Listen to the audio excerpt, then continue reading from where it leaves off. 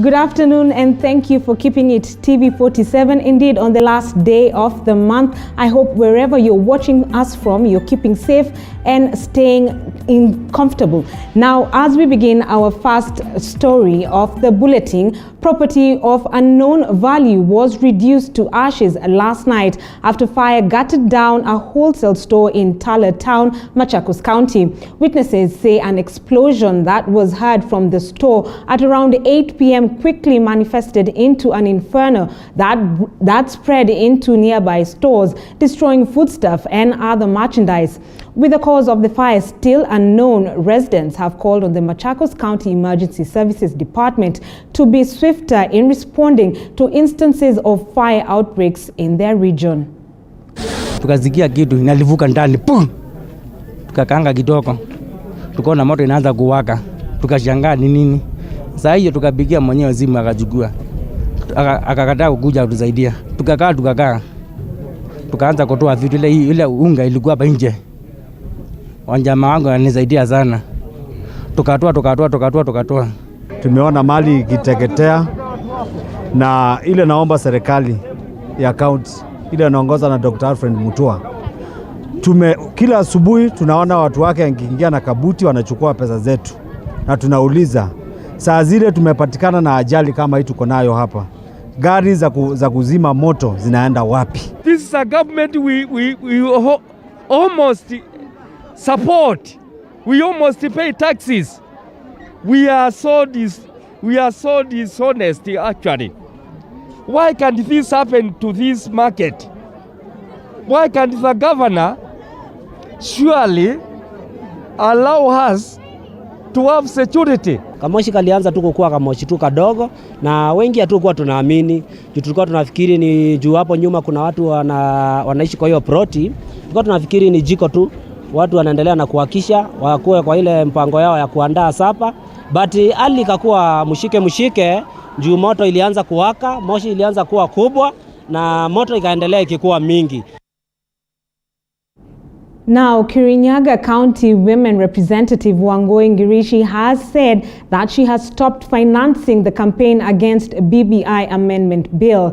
Ngirishi, who is allied to the Tanga wing, says that they have done enough public participation and education on the economic consequences of the bill, and that the final decision now lies in the hands of the people of Kirinyaga County. Speaking while issuing bursaries to vulnerable children in the county, Ngirishi said that she will instead direct the resources towards uplifting the lives of the needy and vulnerable in the society. Of that 1 man 1 shilling vote ambayo tulisema, lakini kwa saa hii tunaona wabunge ambao watakuwa nominated. Saa hii ni shida kulipa mishahara ya serikali. Na sasa tunaenda tuongezee wabunge 100 ambayo watakuwa nominated, ambao pia nyinyi ndio mtalipa taxes. Kulingana na mimi kama ambaye amechaguliwa na nyinyi, I would rather have you have money in your pockets than me being paid a salary or having an extra MP ambaye atalipwa hiyo pesa.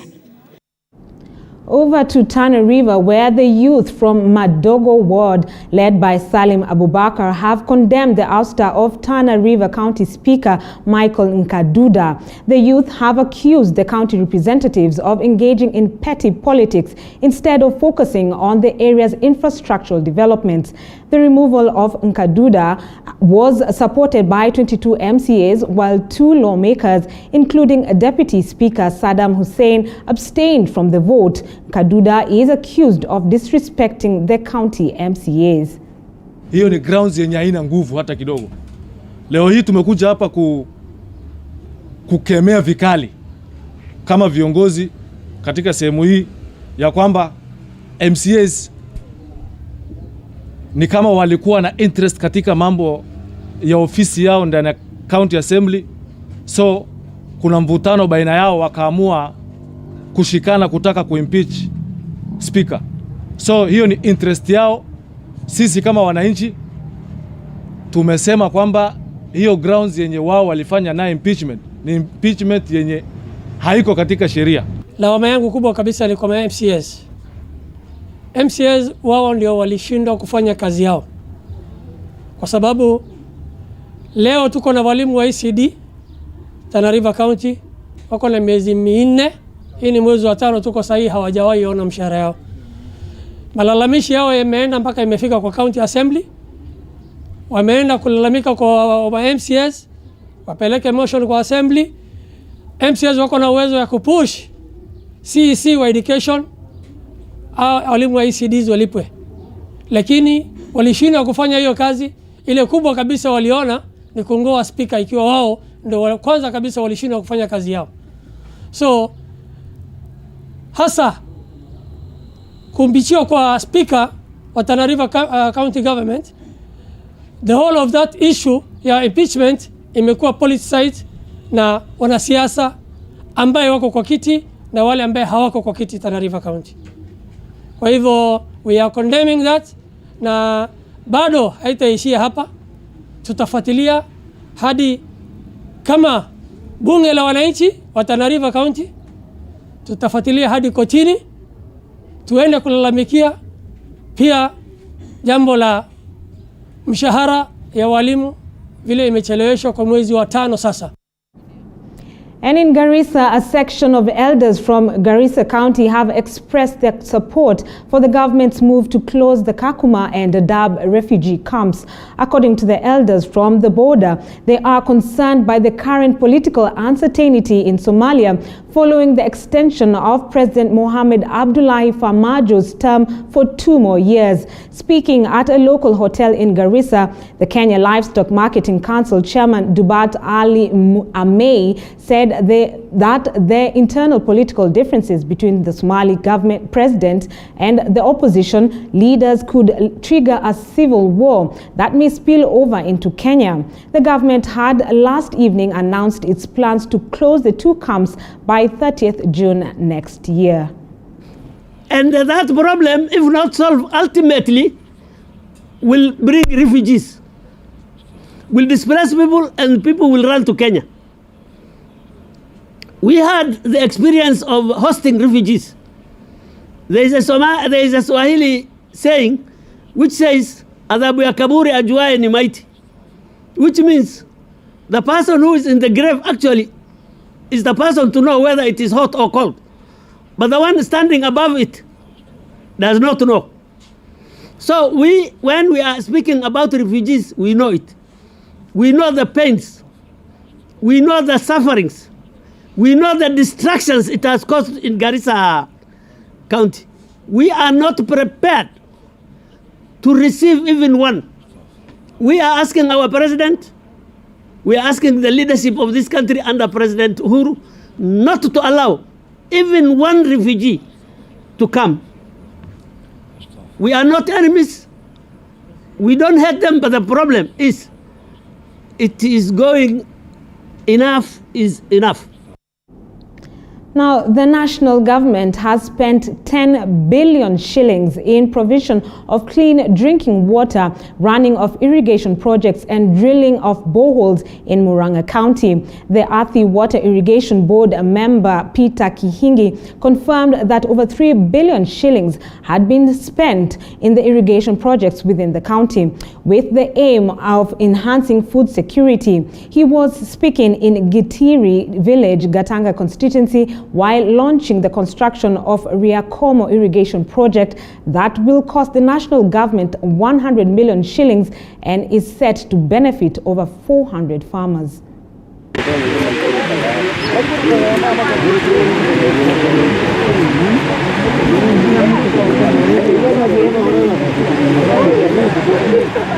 Government so far on irrigation has allocated more than 3 billion. 3 billion only on irrigation. But when we sum up in the drinking water, the government have allocated around 10 billion, which we are saying we are very grateful as Murang'a people to His Excellency the President, because he has the commitment he made when he was being chosen that he will consider the people of Murang'a because of giving a lot of people water. He has done it. Haswa huu mradi ni wa kilimo. Specifically hii mradi kwa kufaulu, sisi wananchi, sisi wana members wote wa huu mradi tutanufaika sana kwa mambo ya kilimo, na tutajisaidia sisi wenyewe, na kwa jumla hata tutasaidia wenzetu ambaye huwa neighbors na pia nchi yetu kwa jumla. Sisi kama wamama tumefurahia kwa kupata maji, na nafikiri njaa ikija inapata wamama, lakini sasa vile tutapata maji, tutapata chakula na tutapata kazi. And in West Pokot, the ban on maize importation from East African countries has affected residents of West Pokot, an area subjected to severe drought throughout the year. Many residents buy maize from the neighboring countries, which sustains them throughout the year. The locals are now pleading with the national government to supply them with relief food for survival, since the ban on maize importation has severely affected their source of food.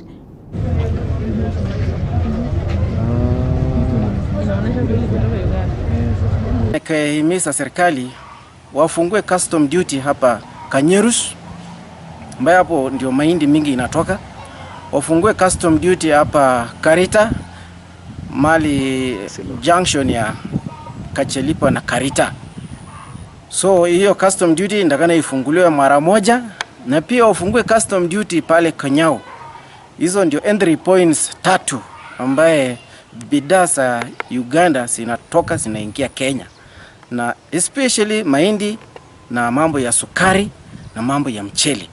Hizo ndio vitu ambaye inakuja kwa wingi sana, na pia ya sukari. Uganda ni cheap kwa sababu hata kama mafuta yao inatoka bandari ya Mombasa na inapita barabara mpaka Uganda, bado mafuta ni cheap.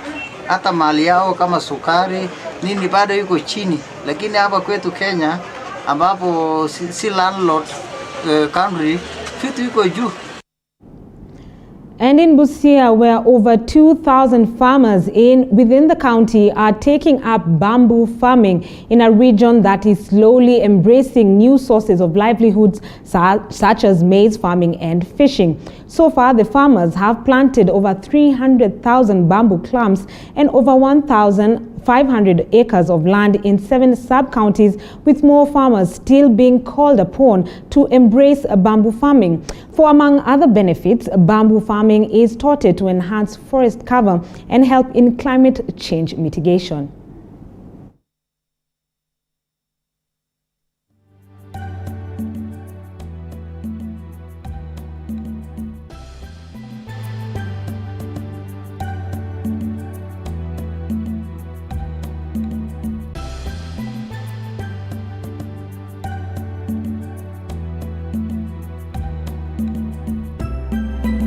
Bambu vile vile inatumika kwa vitu vingi. Kwa mfano unaweza kutumia katika kama kuni, waweza tumia kuunda sakafu, inaunda tiles nzuri sana.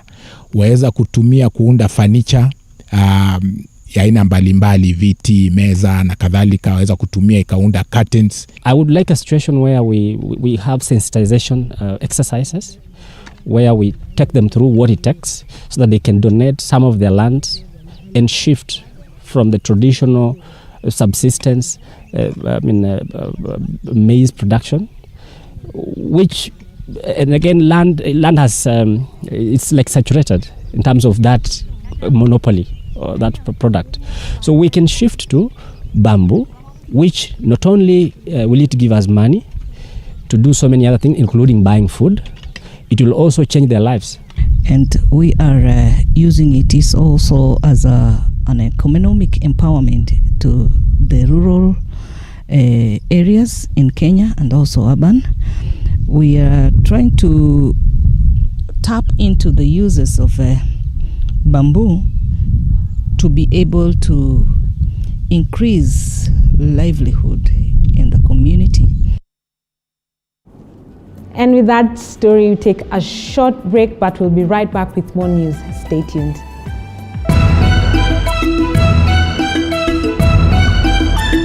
As the country gears up for possible BBI referendum and 2022 general elections. As the salvos enter too familiar territory, William Ruto will serve his 5-year term as the deputy president. Pundits Night is here to give you powerful, thought-provoking political commentaries. The mountain can produce a country. Give Moses Kuria a chance to respond. Let me ask you this. Are you not taking advantage of first my situation. You talk about the people with the ultimate power. Kikuyus will vote for somebody from outside their community to be the next president of this country.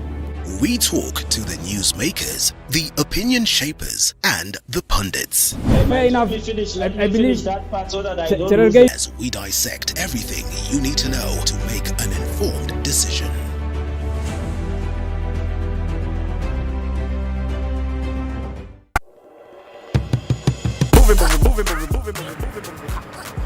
Oh, hi!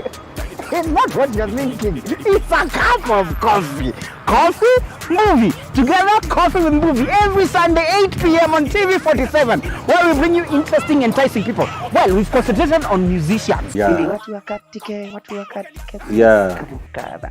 Producers. So now I manage, because telemanagement and events management, I think was my passion. Right about now, we want to go beyond to the counties and to other countries. Out here, let the sun stand still like Joshua time for 3 hours, but this time for only 1 hour. We bring you coffee with movie, interesting, enticing guests. Out here, tunaweza anza tuna Mombasa, Kisumu, Nakuru, twende Uganda, Magufuli Land, TZ, you never know. It is coffee with movie. Jua unaweza enda sasa.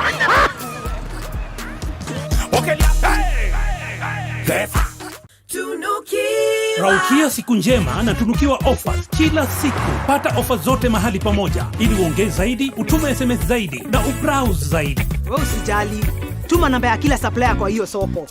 Ndio nitaongea na kila mmoja wao. Very good. Piga *444# utunukiwe Credo double. Raukia siku njema na tunukiwa offers kila siku. Welcome to Nairobi Christian Center Bahati. We are an Assemblies of God Church under Reverend Fred Gitahi as a senior pastor. We are located at Bahati, Makadara area in Nairobi. We run a virtual church service with online services every Sunday at 8:30 a.m. and 11:30 a.m. as well as the children's services from 10 a.m., teens and youth services every Saturday at 11 a.m. and 2 p.m. respectively. You can follow us on Facebook and Instagram at Nairobi Christian Center Bahati. And on YouTube, Nairobi Christian Center. Be blessed. Candace, what's that? I brought you a small bonus. Bonus for what? You got us 299 family dinners, 64 kisses on the cheek, 12 road trips to see grandma, 42 jokes from daddy, 49 laughs from mommy. In over 60 years of dealing with numbers, we've learned that the numbers that matter the most to you are the ones that matter the most to us. NCBA Bank. Go for it. At NCBA, we can tailor-make your SME business solution to suit your business. It's what we have done for over 50,000 businesses so far. 50,000? Mommy, that is 50,000 families with 50,000 meals every day and 50,000 dreams coming to life. We know that it's not about the business, but about caring for loved ones. Get NCBA SME banking solutions. The name is NCBA, and the numbers that matter to you. 47 with me, Ruth Mulandi. Now, moving on, the Kenya Medical Practitioners and Dentists Union has welcomed the reinstatement of 24 sacked doctors by the Public Service Board. This comes barely a month after another 188 Kirinyaga nurses who had participated in the strike were also reinstated back on duty. The union is now calling on the area governor, Anne Waiguru, to stop interfering with the mandate of the PSC and respect the law. Kushukuru tume ya kuajiri watu hapa Kirinyaga, na tunafurahi sana hivyo wameweza kuregesha wahudumu wa afya ambao walikuwa wametimuliwa hapa kazini, na tungeomba serikali ya kaunti hivyo imeona ni mzuri warudishe kazini, ijue venye itawalipa marupurupu yao na mishahara ambayo hawajakuwa wakipokea kwa muda mrefu sasa. Na hiyo itahakikisha kwamba ile huduma watu wetu wanapata kwa hii hospitali zetu ni huduma ambayo ni ya hali ya juu. So far we have not had any communication from the county, but the Public Service Commission is very clear on the declaration, and the County Public Service Board is bound by it. So we don't expect any hesitancy from their side. And now to our other story that is raising a lot of eyebrows in Nakuru, where the area deputy governor Eric Korir and his Bomet counterpart Shadrach Rotich have raised an alarm over the neglect of the boy child in the society. They have faulted society groups for only elevating the girl child in total disregard of the welfare of their male counterparts. The county bosses are now calling upon the empowerment of the boy child, who is also experiencing his own share of life challenges. The boy child is under siege. The boy child needs protection. The boy child, most of them are undergoing a lot of stress. If you find the statistics, the number of people who commit suicide, the majority of them are boys. So my question is, why? Why is it so? As we support the women, let's empower the women. Let's give them all their what they require to be leaders of this country. But at the end of the day, please, let's remember the boy child. Let's not leave those boys behind, because they are equally require protection.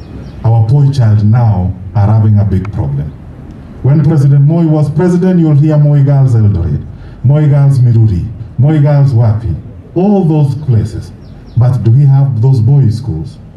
The answer is no. What is happening to our boys if we actually only talk about the girl child? Even as we say the girl child needs to be strengthened, we need to tell our boys also they are equally important in our society.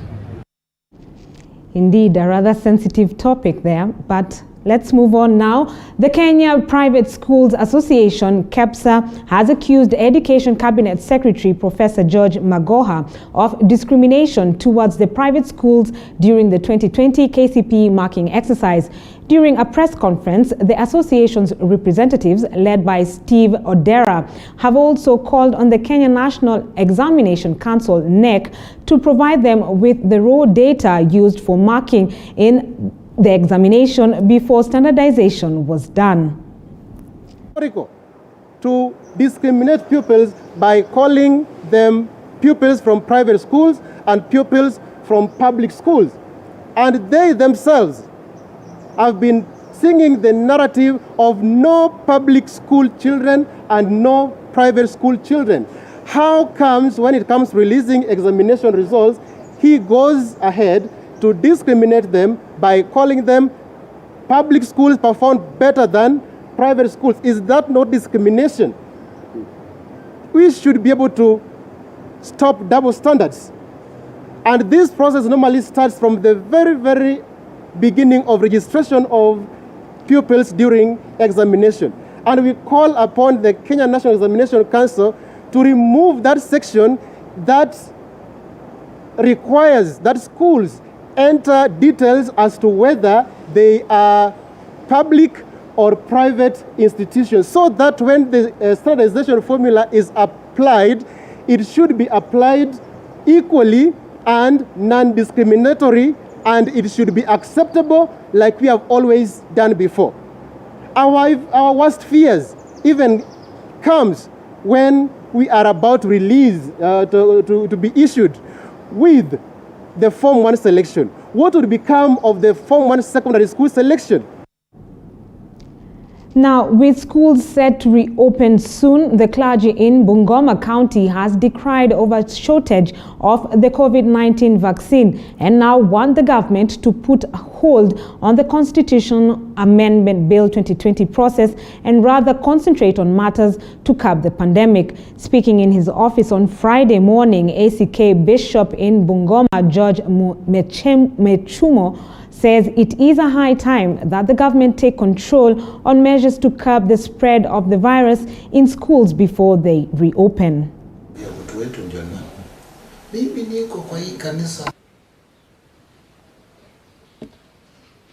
Na watoto kukua kwa mwezi mzima shuleni